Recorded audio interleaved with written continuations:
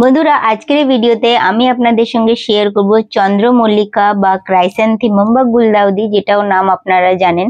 তো চন্দ্রমল্লিকা নিয়ে 4টে টিপস আপনাদের সঙ্গে শেয়ার করব। তো চলুন স্টার্ট করা যাক আজকের এই ভিডিও।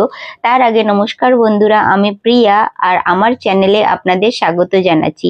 বন্ধুরা, যদি আপনারা আমার চ্যানেলে নতুন ভিজিট করছেন তাহলে চ্যানেলটাকে সাবস্ক্রাইব করে বেল আইকনটাকেও টিপে দিন, তাহলে আপনারা আমার এই ধরনের ভিডিও সবার আগে দেখতে পাবেন। তো চলুন স্টার্ট করা যাক আজকের এই ভিডিও। বন্ধুরা, শীতকালের একটা ভীষণ সুন্দর একটা গাছ, তার নাম চন্দ্রমল্লিকা, যেটা আপনারা দেখছেন। এই গাছটা যখন আপনারা ছোট্ট কিনে নিয়ে আসছেন, তার জন্য কিন্তু যে মাটিটা তৈরি করবেন সেটা খুব ভালো রিচ সয়েল তৈরি করতে হবে আর ওয়েল ড্রেন। তো এখানে নর্মাল গার্ডেন সয়েল, কোকোপিট আর ভার্মি কম্পোস্ট এই তিনটে সমান পরিমাণে নিয়েছি। যদি আপনাদের ওখানে এঁটেল মাটি থাকে তাহলে বালিও মিশিয়ে নিতে পারবেন। আর এখানে 2 মুঠো মতো নিম খোল দিয়ে দিলাম, যাতে আমাদের গাছে কোনো রকম পোকা মাকড় বা পিঁপড়ের আক্রমণ না হয় মাটি থেকে, আর কোনো রকম ছত্রাকেরও আক্রমণ হবে না। তারপরে এখানে 1 মুঠো শিংকুচি দিয়ে দিচ্ছি। শিংকুচিতে ভালো পরিমাণে নাইট্রোজেন থাকে, আর তার সঙ্গে কিন্তু আমাদের গাছের ওভারঅল গ্রোথটাও করে নাইট্রোজেন দিলে। তো তার সঙ্গে এখানে 1 মুঠো মতো আমি সর্ষের খোল দিলাম। সর্ষের খোলের মধ্যে কিন্তু এনপিকে সঙ্গে অনুখাদ্যও থাকে, তো আমাদের গাছে ফুল আনার জন্য খুব ভালোভাবে কাজ করে। তার সঙ্গে আমি এখানে 1 মুঠো হাড়ের গুঁড়ো। হাড়ের গুঁড়োতে ক্যালসিয়াম আর ফসফরাস থাকে, যেটা গাছে কুঁড়ি প্রচুর আনবে, আর তার সঙ্গে আমাদের গাছের শেকড়ও মজবুত করবে। আর এখানে আমি 1 চামচ ব্যাবাস্টিং ফাঙ্গিসাইডটা ব্যবহার করছি। আপনারা চাইলে হলুদ গুঁড়ো পাউডারও দিতে পারেন। যদি আপনারা পুরোপুরি জৈব সার, যদি জৈব জিনিস ব্যবহার করতে চান তাহলে হলুদ গুঁড়ো পাউডার দিয়ে দিতে পারবেন, যদি কোনো কেমিক্যাল না ব্যবহার করতে চাইছেন। ভালো করে মিশিয়ে নেবেন। মিশিয়ে নেওয়ার পরে আপনারা যে গাছটা একদম ছোট্ট, সেই গাছটা না, কিন্তু তার থেকে একটু বড় হয়ে যায়, কারণ এই সময় কিন্তু একটু বড়ই গাছ হয়ে যায়। আর আমিও যে গাছটা বসাবো সেটাও একটু বড়ই দেখাচ্ছি আপনাদেরকে। আমি গাছটাকে খুব ভালোভাবে তৈরি করে নিয়েছি। দেখুন, গাছটাকে পিঞ্চিং করে এত সুন্দর একটা ঝাঁকড়া ছোট্ট চারা তৈরি করেছি, যে এতে প্রচুর ফুল আসবেই। এরকম কন্ডিশন আপনাদেরও করে নিতে হবে। টাইমে পেঞ্চিং করেই এই জিনিসটা করা হয়। আর আরেকটা জিনিস, যে চন্দ্রমল্লিকা গাছ আছে, আপনাদের আমি এই গাছটা একবার দেখিয়ে দিচ্ছি। কি ভালো কন্ডিশন, দেখুন কি সুন্দরভাবে শেকড় এসেছে, আর গাছের গ্রোথটা দেখুন কত সুন্দরভাবে। আমি টাইমে পিঞ্চিং করেছি যার জন্য। আর আরেকটা জিনিস বলবো, সেটা হলো টাইমে পিঞ্চিং কিন্তু আপনার প্রথম দিকে করতে হবে, কিন্তু গাছে যখন কুঁড়ি এসে গেছে তখন পিঞ্চিং করবেন না। চন্দ্রমল্লিকার এটা রুল, যখনই কুঁড়ি এসে যাবে আপনারা আর পিঞ্চিং করতে পারবেন না, এটা প্রথম খেয়াল রাখতে হবে। এবার এরকম গাছ বসিয়ে নিতে হবে। বসিয়ে নেওয়ার পরে যেটা বলেছি, পরে পিঞ্চিং করা যাবে না, কারণ কি চন্দ্রমল্লিকাতে একবারই ভালোভাবে ফুল আসে সারা বছরে। আর আপনারা যদি কুঁড়িটাকে কেটে দিচ্ছেন তাহলে কিন্তু আপনার অনেকটা সময় লাগবে আবার নতুন কুঁড়ি আসতে, তার মধ্যে হয়তো শীত চলেও যেতে পারে, আর আপনারা হয়তো ফুল নাও পেতে পারেন, এরকমও হতে পারে।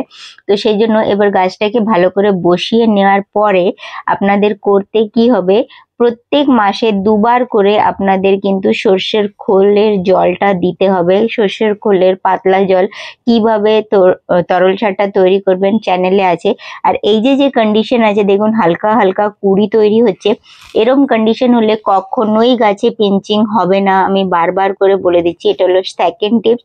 প্রথম আপনাদের মাটি দেখিয়ে দিলাম কিরকম পটিং মিক্স তৈরি করবেন।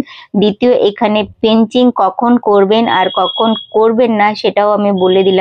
কুঁড়ি আসার আগে পর্যন্ত ভালো করে পিঞ্চিং করে গাছটাকে ঝাঁকড়া করে নিতে হবে, কিন্তু কুঁড়ি আসার পরে আর কোনো রকম পিঞ্চিং বা কোনো ব্রাঞ্চ কাটবেন না, এটা খেয়াল রাখতে হবে। কোনো কুঁড়ি কাটবেন না, প্রথমে বলে দিচ্ছি। এবার আসছে যে তরল সারের ব্যাপারটা বলেছি আমি, যখন গাছের কন্ডিশন এরকম মানে কোনো কুঁড়ি নেই, কিচ্ছু নেই, তখন কিন্তু আমাদের প্রত্যেক মাসে আমরা 2 বার করে আপনারা সর্ষের খোল দেবেন।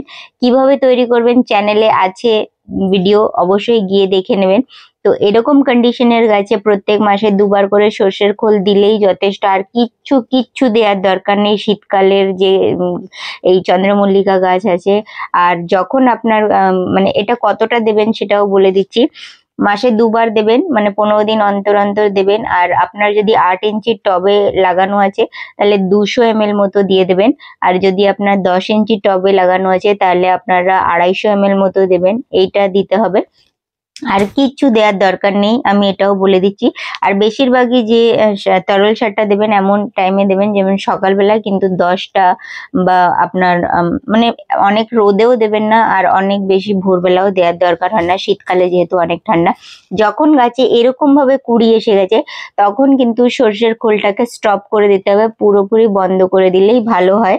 সর্ষের খোলটা প্রথম দিকেই আমি দিই আর ভালো রেজাল্ট পাই। আর যখন আপনাদের গাছে এরকম কুড়ি আছে তখন ডিএপির যে যত ইঞ্চি টবে আছে ততটা দানা আপনাদের দিয়ে দিতে হবে। মানে 8 ইঞ্চির টবে থাকলে 8টা দানা, 10 ইঞ্চির টবে থাকলে 10টা দানা মাসে একবার। ঠিক আছে, এই খাবারটা দেবেন। আর তারপরে বলছি, যখন আপনাদের এখানে 3টে টিপস দেখিয়ে দিলাম, আর এখানে এবার 4 নম্বর যে টিপস, যখন গাছে এরকম ফুল এসে গেছে তখন কিন্তু গাছের ওপরে কখনোই জল ছিটিয়ে জল দেবেন না। প্রত্যেক সময় যখনই এরম ফুল এসেছে তখন টবের মাটিতেই শুধু জলটা দেবেন, গাছের ফুলে জল দেবেন না। আমি প্রথমেই বলেছি ওপর থেকে শাওয়ারিং হবে না। তার কারণ হচ্ছে ফুলের ওপরে জল পড়লে ফুলগুলো নষ্ট হয়ে যাবে, ফুলগুলো কালো পড়ে যাবে, ফুলগুলো শুকিয়ে যাবে। এই কন্ডিশনে আপনার টবে জল দেবেন, তাহলে দেখবেন গাছে ফুল অনেক দিন থাকবে আর দেখতে ভীষণ সুন্দর লাগবে, আর আপনারাও এত সুন্দরভাবে ফুল নিতে পারবেন। তো ব্যাস, এই 4টে টিপস আপনাদের সঙ্গে শেয়ার করার ছিল চন্দ্রমল্লিকা নিয়ে। যদি ভিডিও সম্বন্ধে কিছুও জানার আপনাদের প্রশ্ন থাকে তাহলে অবশ্যই কমেন্ট করে জিজ্ঞাসা করে নেবেন। তো এটাই হলো আমার আজকের এই ভিডিও। যদি ভিডিওটা আপনাদের ভালো লেগে থাকে তাহলে আপনারা লাইক আর শেয়ার করা একদম ভুলবেন না। আর যদি আপনারা আমার চ্যানেলে নতুন ভিজিট করছেন তাহলে চ্যানেলটাকে সাবস্ক্রাইব করে বেল আইকনটাকেও টিপে দিন, তাহলে আপনারা আমার এই ধরনের ভিডিও সবার আগে দেখতে পাবেন। আর ভিডিওটা দেখার জন্য ধন্যবাদ।